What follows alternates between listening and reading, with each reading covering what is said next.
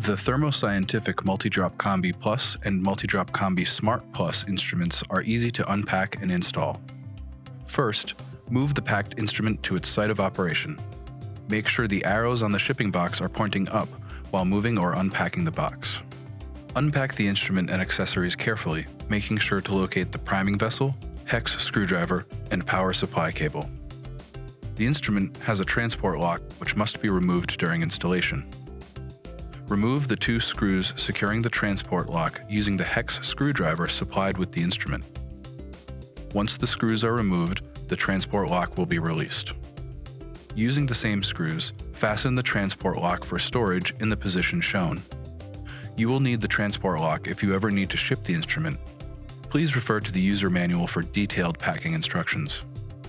Connect the power supply cable and turn the instrument on using the switch at the rear of the instrument. Install the priming vessel on the front of the instrument by sliding it forward until it snaps into place. Be sure to attach the included tubing prior to installing the priming vessel and place the waste tube in a waste receptacle positioned below the instrument. Pull the rotor cover over the rotor. The instrument is now installed and ready for use.